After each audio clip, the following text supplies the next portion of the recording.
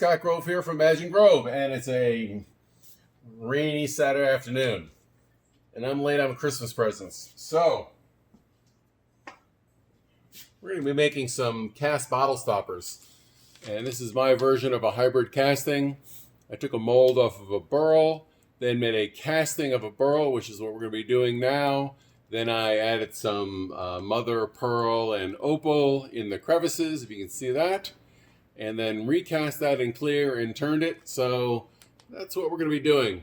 I want to give a shout out. Thank you, Stainless Steel Bottle Stoppers, for sending these samples. These are really cool. I actually like these because you can stand them up. You can stand them up and they can be little displays in the window, which is kind of cool. So I'm going to show you how I do this. There's a lot of people out there doing casting, and they're all good and great, and they have good suggestions, but of course my way is the best. So let's see if this works out. So the first thing we do is we make a mold, and I have that in other videos, and this is my mold that I took off of a burl. Now I want to go into production, so I could take a larger mold and then cut these and turn them down, but what I did is I made a casting of a mold, I made a casting of a burl, then I cut and turned little sections of the burls out. Then I made a mold of these, like that, so I can cast round pieces and I'm not wasting resin. And then from here, you take your casting and you insert that in a larger mold and we'll pour the clear there. So that's basically the sequence. And hopefully that saves on resin, and in production I can crank these babies out, and everybody I know can get a Christmas present this year. And yes, I'm growing a beard. What do you think? I used to have a beard, for those of you who knew me many years ago. A couple other things I'm doing is we're going to be adding some Dichroic acrylic plastic. This is wrapping paper, which I always thought was kind of cool. Right? And you get this sort of changing color, sort of like interference pigment, but I think it's more fractal and a little more brilliant. And I've done some tests here, and I've added it in some castings, and you see that looks really cool. So we're going to try sort of a hybrid casting with some of this and a couple of these. I'm going to do a modified version of Zach Higgins. So if you don't know Zach Higgins, subscribe to his YouTube channel. He has a great channel and does Dunkin' Junk. He does casting every week, and he did sort of an opal power shell, of which I sent him some real power shell, and then he knocked it off and made a casting of it. Nice job, Zach. No, he did a really great job. So I'm going to do a little version of that, and instead of doing a bronze casting, so that's the casting we did, there's the ones that I like. I'm going to try this round. I'm going to try my version of that power shell, opal, mother of pearl, iridescent kind of blank. Okay, so first thing I want to do is I have my molds. So I'm going to be casting with Alumilite Clear and using a pressure pot. If you don't know, this is a urethane-based product, extremely sensitive to moisture. So one thing I do before I start going is I put my molds in an oven. Just 100 degrees, just to get rid of any surface moisture that's on the surface. And I'm just simply using a toaster oven. There they are there.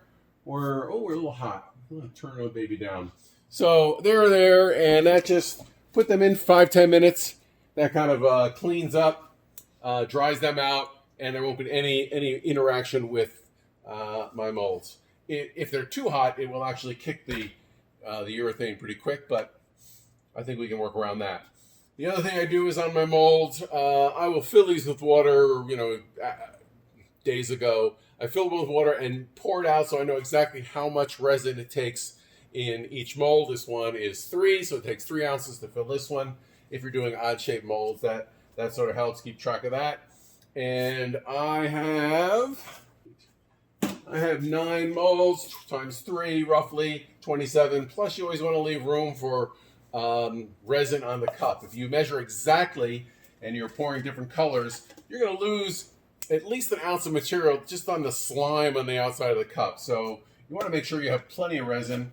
So if we were at 27, I'm going to probably go 30, maybe 36.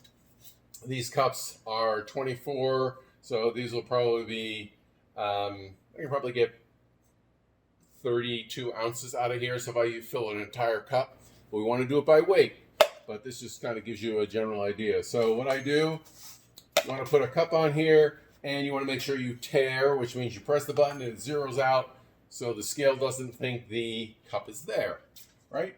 And I know I want roughly 30 ounces, so I'm going to pour 15 ounces in here.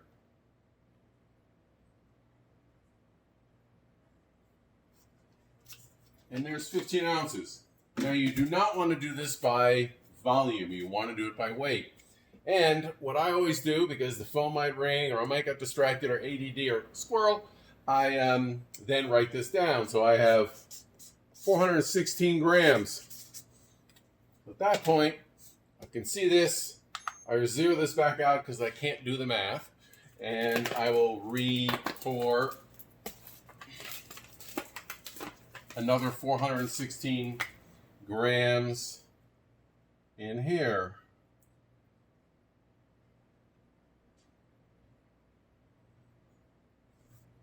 Oh, and I wasn't paying attention. So what happens? That was 416. Now I'm at 440. Right? Did I do that intentionally? So the difference between that would be 22. So I'm 22 grams over on my part B. So if you do that, you can just do the math right here. You can zero this back out, and you can now pay attention. And you can pour an extra 22 grams in. And I have pumps. Just a little more. I really want to try to go as accurate as I can. A larger volume or mix like this, you don't have to be as accurate if you're doing a small mix. If you're off a gram, the percentage that you're off is greater. Makes sense? So the larger the volume, the less accurate you have to be as far as grams one way or another. So we've got that. Now we want to go ahead and mix this. I think I'm going to have a problem here. So I'm going to pour this in a larger container. Probably should have done that ahead of time.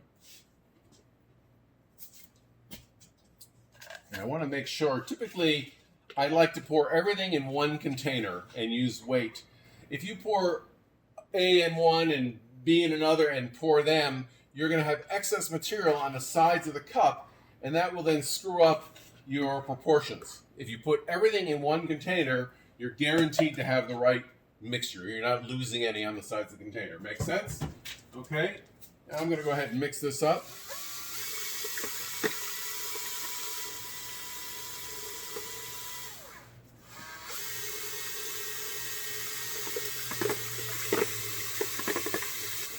And I'm not worried about introducing air bubbles. One, this has a low viscosity, but two, we're using a pressure pot. The pressure pot is going to compress any air bubbles and make them invisible, very much like the reverse of opening a ginger ale bottle, right? You look at the bottle, there's no bubbles in it, you open up, all these bubbles show up from nowhere. Where'd they come from? Well, we're doing the opposite of that. We're putting them under pressure, those bubbles shrink down, microscopic, you can't see them. Also, whenever you're mixing, you want to make sure you get a really good mix. And I like to scrape the sides of my container. That gets any of that extra slime that's unmixed on the side. Scrape the bottom. Make sure you've got a really good, thorough mix there. Two main issues in casting is proportions are usually off. That's the number one reason to fail. Number two reason is you don't mix it long enough. It says 2 minutes. 2 minutes is 2 minutes. Mix it for 2 minutes. You know, after you get good, you can kind of look at it and see if there's any swirls. I kind of look optically and see if there's any, if I can see striations of two different sort of types of clear material. That makes sense? Not mix it up.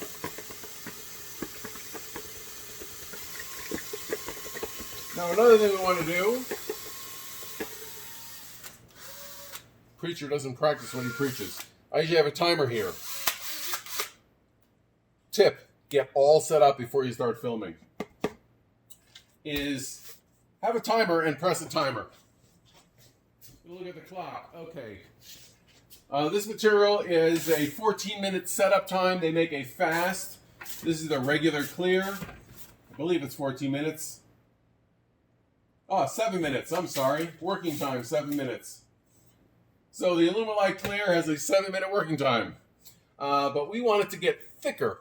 So, because we're going to be mixing different colors, and we don't want those colors to intermix.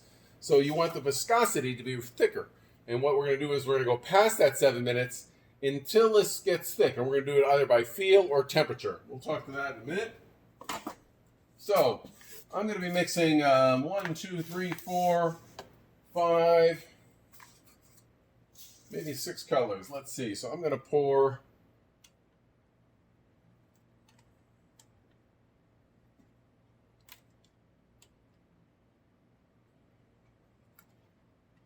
out my material. Then over a number of experiments. I'm going to have a little one here for some black. And whenever you're working with resin, if you're just getting into it, a couple things. You want to think you're going to fail, or you're not going to know what you're doing. So just go for it, experiment. Obviously, don't do your first casting. Don't go ahead and make some massive casting. Start with little pen blanks or what have you, or bottle wine stoppers, and just have fun with it. It just takes us some experience and intuition, and you're going to kind of figure it out as you go. You're going to say, oh, these two colors work well, or they don't work well, or it looks like vomit. We've all had that happen. I'm going to scrape out the rest of this. And it takes care of that.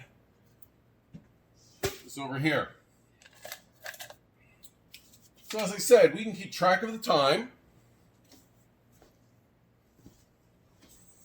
3 minutes in. Got plenty of time. But we want to wait it a lot longer than that. It's usually twice as long than my experience. So if it's 7 minutes, it's usually about 14 minutes before it gets starts really kicking. But it's exponential. This is exothermic, meaning as it starts to cure, it heats up. And the heat makes it cure faster, which then makes more heat, which then makes it more faster. So the curing curve, once it gets about, 85 degrees, it starts to really peak and go pretty quick.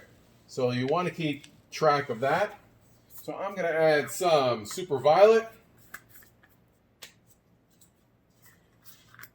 some super sparkle, and these are from my own stock. I used to do a lot of color work with micas, and I buy it by the kilo. A lot of guys out there, Brian is one, Smooth On,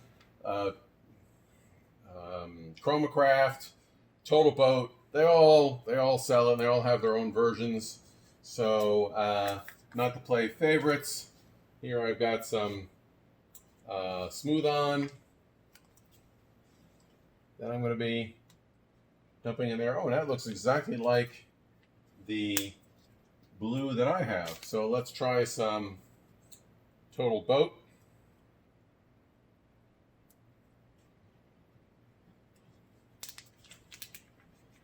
And we're going to throw some of this in here and see if that changes that color. You can also get dyes. I get this is a Alumilite dye, and they're black, and a little goes a long way. Turner's Warehouse carries this. And then I'm going to keep a little clear. So, you see that? Probably not. How about we move the camera? Now this is where I got a brand new camera, and I'm going to get fingerprints all over it. So we're going to move the camera here. Change it down. Actually, what I'm going to do, hold on. So we're going to take our molds out of the oven. So these are nice and dry now.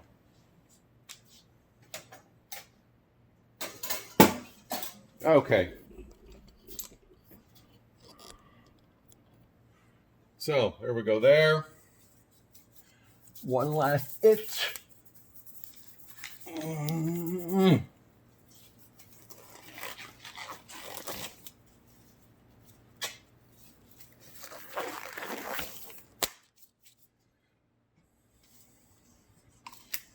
And we're going to start mixing this stuff up. There's my violet.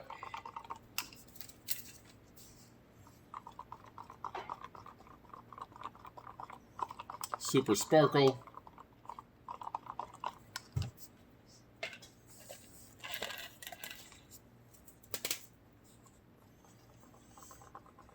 Pearlescent blue. As I spill it all over the place.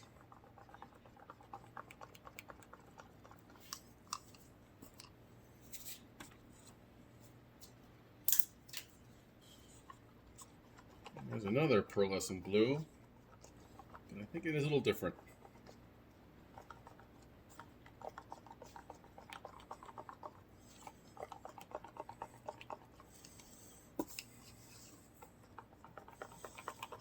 Now, I believe Zach did his with interference colors, which are colors that sort of shift. And that's probably the better way to go, but I don't have any of those right now, so we're going to run with this. Try to stay clean as best you can. And I'm going to get some other cups. We can use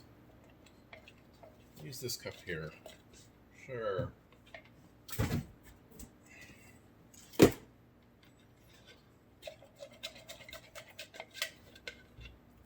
Okay. Now you can do this by feel, and some of the better guys kind of just have a general idea. It's like, oh, it's starting to get thick. I can also do it by feel here. I feel the cup starting to warm up. But in the beginning, you want to make sure you're taking the right temperatures. And I sometimes don't trust that yellow one. So let's see what we're at here. Oh, we're already there. So we're at 97 degrees. So I want to get these poured. So a couple ways I can do this. I can try to pour these. Stay clean here. I can kind of pour these together, right? And try to do this kind of thing. But I prefer to sort of pour them in cup together.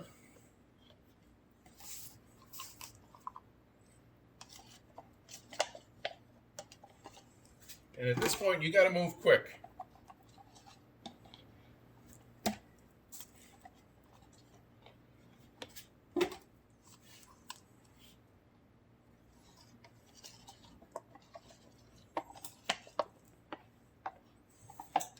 So this way, the colors are all there, and I can kind of give it a couple stirs to mix all those two colors together, and I think we're pretty good. So we're going to see if I can adjust this camera without messing up my new. You can see what we're doing here. Okay. So now we're going to take this. We're going to pour it in each mold.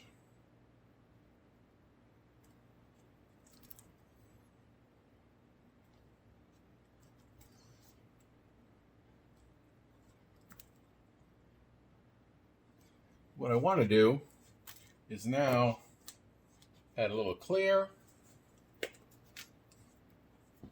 Stir that around. The clear will add these little veins, and then I'm going to add just a little black. And I'm going to stir that black just a bit, and we're going to pour those in. I think that will add some more interest as far as the veining goes. And I'm going to pour some in this one there. And let's see if we want to pour a little on the top. See what that does. If you have extra resin left over, you never want to waste your resin. So I have these other molds, which I'm just going to pour in there and see what happens there. Swirl that about. This is starting to kick. Quick, quick, quick. Put these in the pressure pot. If you want to know more about pressure pots, I definitely suggest you go to Zach's channel. And he has a whole bunch of videos on how to modify a pressure pot. I'm going to stay clean, take my glove off. This is a very old pressure pot. I'm going to buy new ones. And there's a whole thing about pressure pots. This is a Binks, so it's rated. And I can put a lot of pressure. If you're not rated, you want to make sure that you're that you don't exceed the pressure. Oh.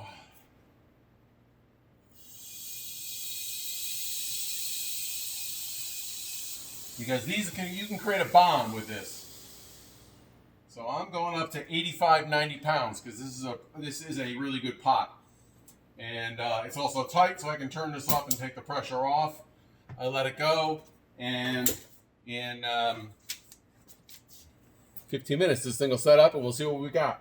Then we go ahead into phase 2. Okay, see you in a bit. So one thing that I've noticed is that sometimes I'll dust these with mica in the mold. Then I realize why bother dusting where I can just spray paint. But so if I put a layer of paint on this burl right here, it's going to kind of accent that texture. And when I turn it, you're going to have this sort of another layer of color there. So we're going to try a couple of these. I'm going to go with, this is just a black. See what that looks like. We'll do it on these two.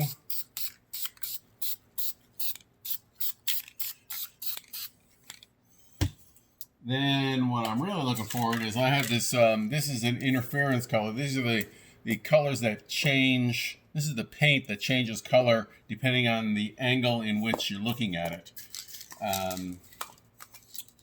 But as I said, this looks better over black. So we need to spray black first on these.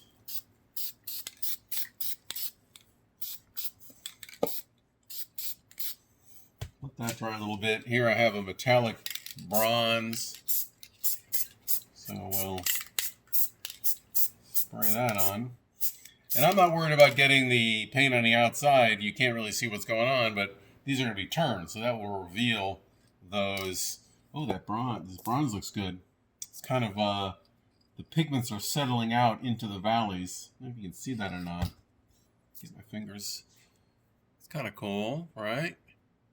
So I'm liking that a lot. I like it a lot. Maybe we'll spray some of that on this and see what the interference color looks like on the bronze. And this is the way I roll. I kind of experiment and say, what happens? A lot of my students will say, hey, can you try this? And immediately before they even finish asking the question, I say yes. Always want to experiment. So I always want to make sure that these are stirred up. And this has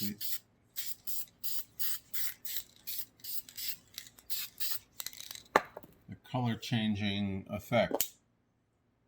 Yeah, I think I like the bronze. Let's save that one, and I'm going to go back and do that. And I can pretty much tell that I like the bronze better than anything else. So I'm going to spray all these with bronze.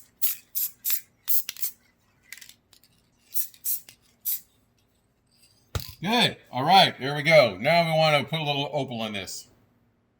Now I have some crushed opal. This is from Easy Inlay Camera. There you go. Easy Inlay. There we go.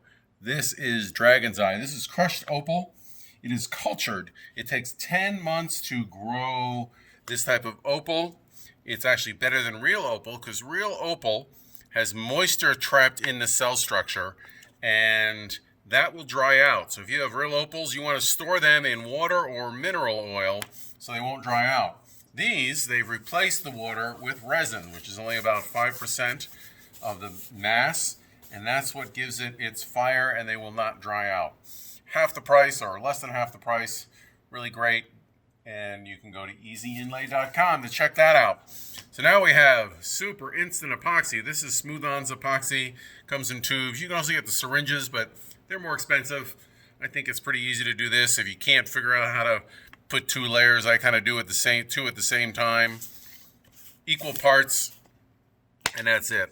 I also like to work on a little polypropylene. You can get these at a big box store, like a cutting board or something. I actually go to a plastic supplier that sells 4x8 sheets, but they typically will cut this HDPE and have scrap. And you can usually buy it for pennies on the dollar. Sometimes they'll just give it to you.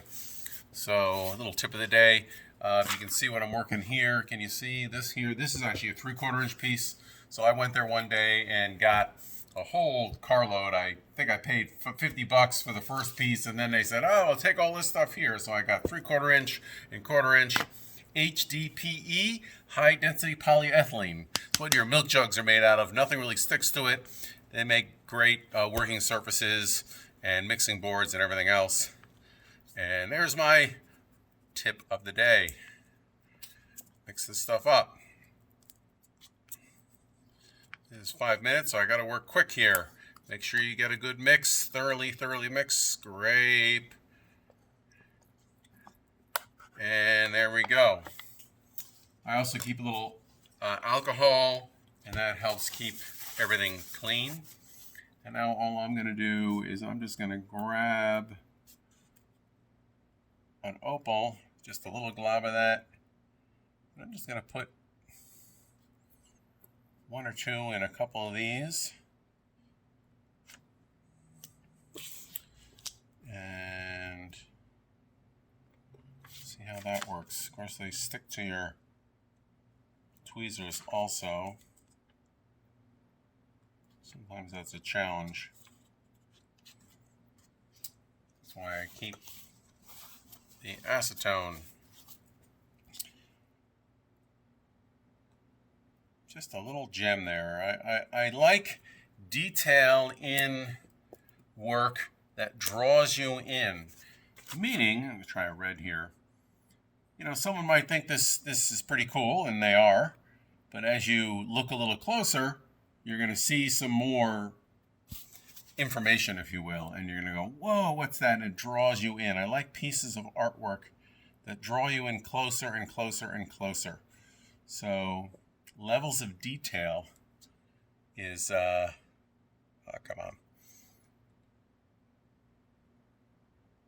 is important to me. My design class, I talk about this, and I don't know, there's 3 or 4 distances. It's distances of interpretation or understanding. So from far away, all you see is the form, right? You really don't know what material it's made out of. You don't know what the... I need another dry pair. Hold on. Hold that thought. Go. I'm going to use another dry pair to kind of push these off. What was I saying? Oh, so from a distance, you might see an object. It could be a piece of furniture or a bottle stopper or whatever. And often you may only see it in silhouette even. So you're looking at just the form. So form is actually the first and most important thing because you want to draw people in. If they see the form from a distance and they say, hey, that's kind of interesting. What's that all about? I don't even know what that is. It's going to raise their curiosity, and I'm all about curiosity. And that is going to make them come closer. And so they might take a couple steps, and then they get closer and they say, that's a wine stopper. So they then may understand what the function is. Like even from far away, they may not know what this thing is. And they see the function, and they might get a little more information, like the color. And they'll say, I hate wine. Where's the beer? Or they're going to say, oh yeah, I love wine and I think that's kind of cool, so I want to go see more about that. So the next thing is they're going to see the function, they're going to see a little color, and hopefully that's going to draw them in even closer as opposed to going to the beer tap. So they then take a few more steps closer, and now they really start understanding what the material is. They're like, oh, well, maybe that's wood, or that's acrylic, or in my case, they're going to go, what the hell is this? Which I like. I like to make them question what they're looking at.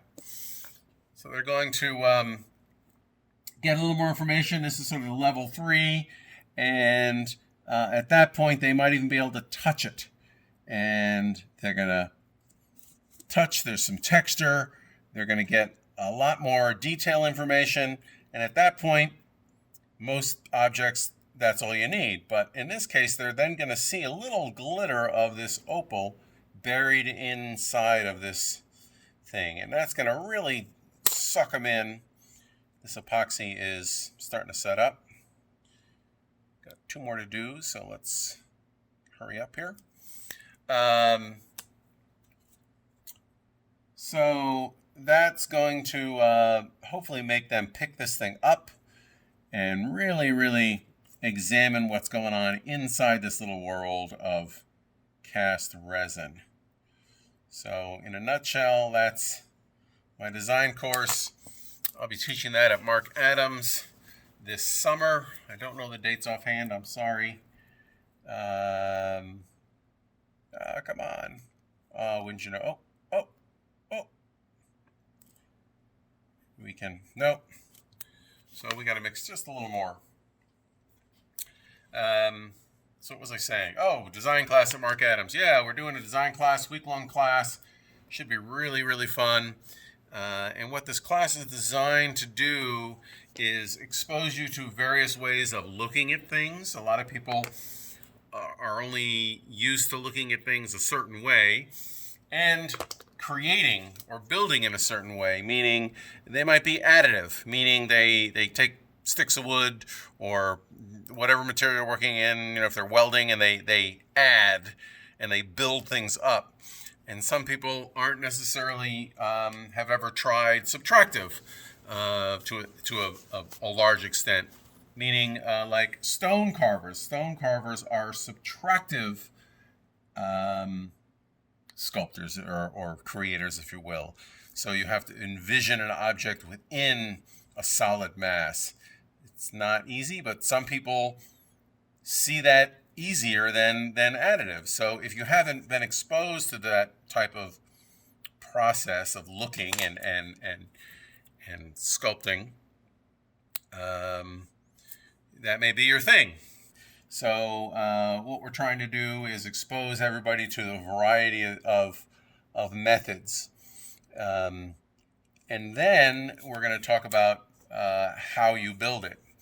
Meaning a lot of people are sort of stick builders, if you will, or linear, right? They're taking 2x4s and nailing them together, or 1x2s, or whatever, and they're linear constructors, as opposed to, again, dealing with form. Maybe you can do stack lamination, where you stack up a bunch of boards and then you carve away. So that's sort of additive and subtractive process.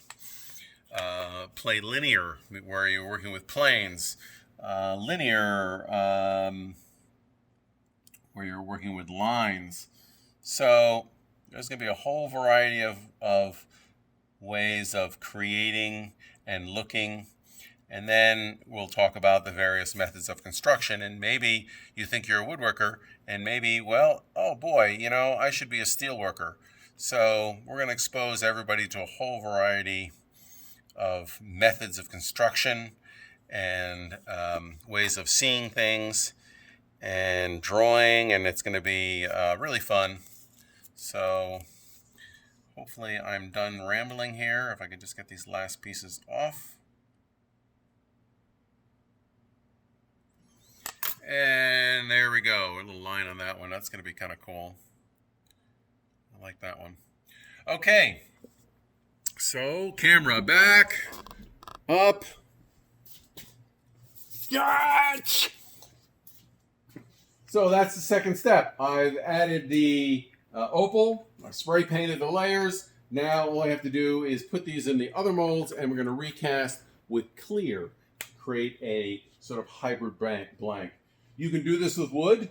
Wood does give you some great aesthetics. One issue about wood is that it has moisture, so either it has to be stabilized or you want to make sure it's dry, bone dry. Again, you can put that in an oven at 200 degrees.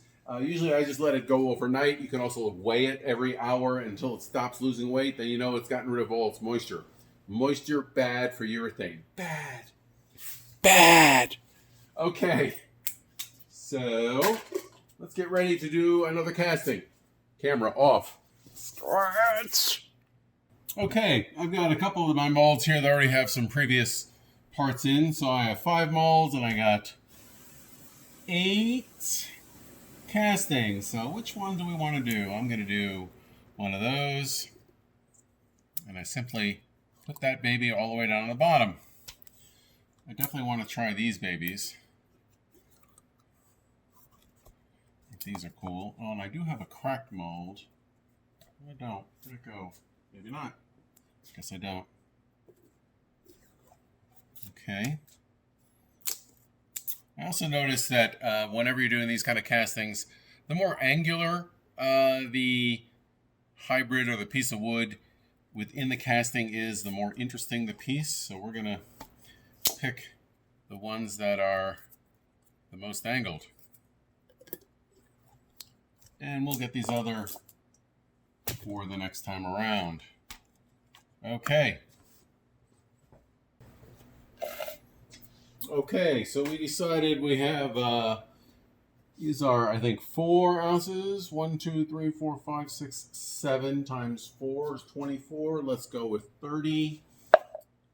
So we want, I think we can do this in this kind of cup. Right? That's still going to be a large. Yeah, we're going to hand mix it this time. Scale on. Wait for that to zero out. Put on your cup. Tear your cup. Gloves on. Scratch.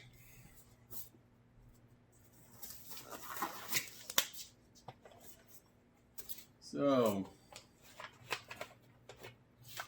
again, we're out.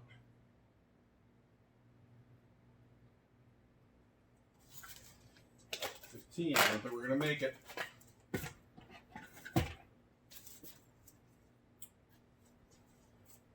Rules of thumb. Write it down. 488. Tear.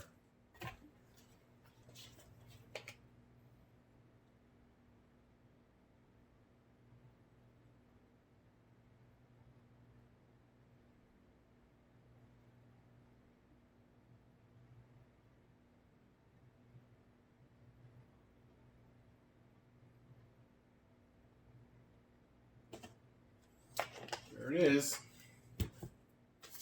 Now, do I want to try to mix this in here? Probably not. Go to the bigger container. Now, in this one, I want to work a little faster since we're not adding color. And one other thing, get to that in a bit. I want to get this in the mold as quick as possible. But I still want to mix for 2 minutes.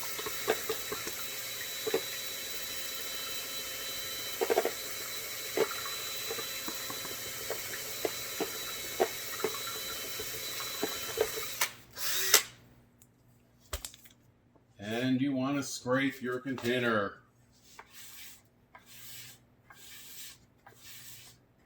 Sides, bottom, remix.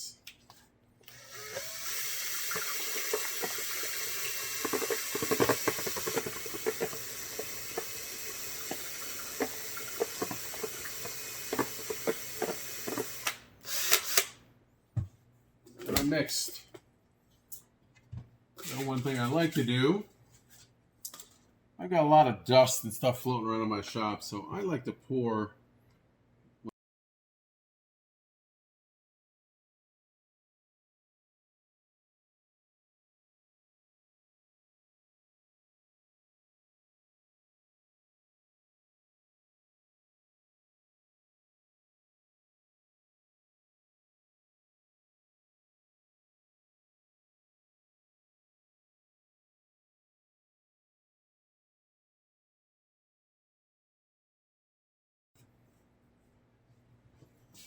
As I said, this one had a crack in it, so be a small one. Okay, rock and roll.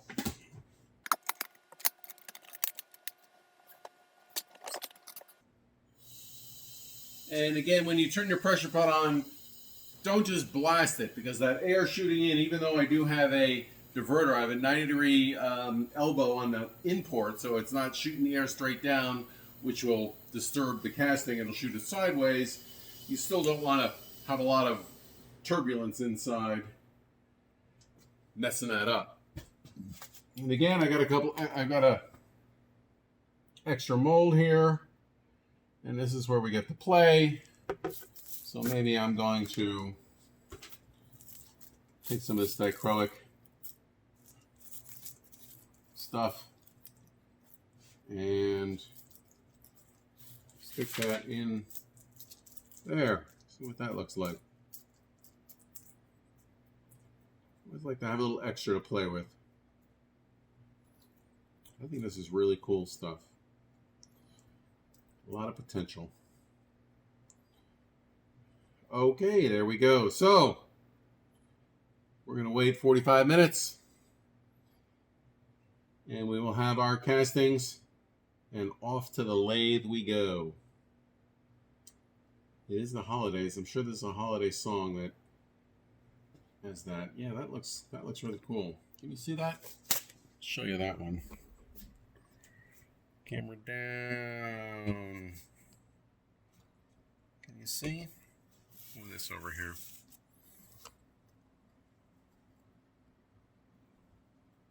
Yes. I think there's a lot of fire in there. Okay. Guess what time it is? Scratch! And what do we do now? Scratch! Gonna bleed the tank off. When that happens, our control sample is hard. That's always a good sign. For what it's worth, so this was not pressurized, so that white haze is air bubbles. So that's why you really do need to pressurize with Alumilite. You can do this type of casting with casting epoxies.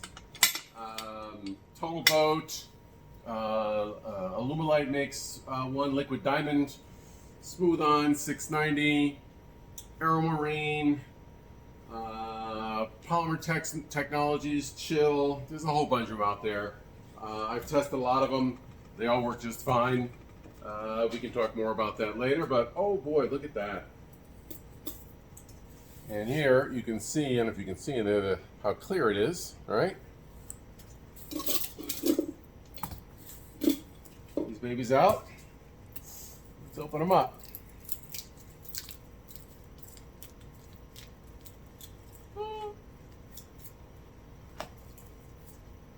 Okay, so that's nice and clear, and you can see the opal in the bottom, and very excited about how these are going to turn out. But what I want to see are the ones with the dichroic acrylic.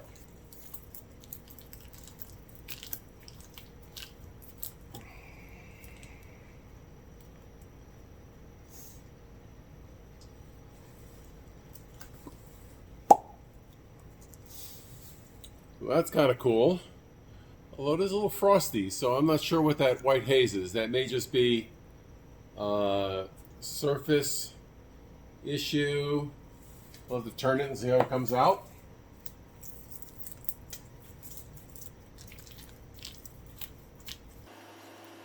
speed up the camera for this, will you?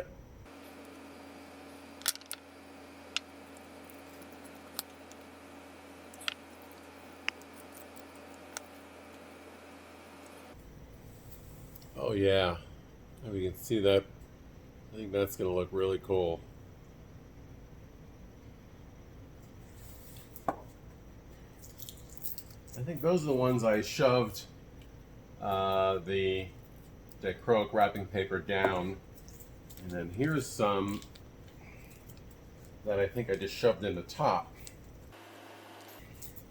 So yeah, so it's just going to be a little fire on the top of the casting. That'd be kind of cool to see what that looks like. There's one with the pearlescent. That's gonna be a nice one too. Okay, so there you have it. That's how I do my hybrid castings. To recap, we take our molds and we preheat our molds for 100 degrees. That eliminates all moisture on the surface of the mold. Moisture and urethane don't get along, and that will cause hazing. You want to mix your material by weight. In the same container, you don't want to do an A and a B and pour them in because the slime might throw your calculations off, especially on low volume pours. I'm using silicone, but you can use HDPE, PVC. If you use PVC or something that the urethane will stick to, because urethane sticks to everything, you definitely want to use a mold release. I am probably going to turn these, and I'll have these under a separate video to show you how to turn these with a negative. I'll demonstrate how to turn these. I'm going to demonstrate how I turn these with EasyWood Tools negative rate carbide. Turns acrylic really easily, and how to polish these. There's a whole variety of videos out there. They're all good. Again, mine's the best. To show you how I will polish these to a glass-like finish with minimal effort. Everybody can do it with maximum effort, but my goal is to do minimum effort. So I'll show you how that's about.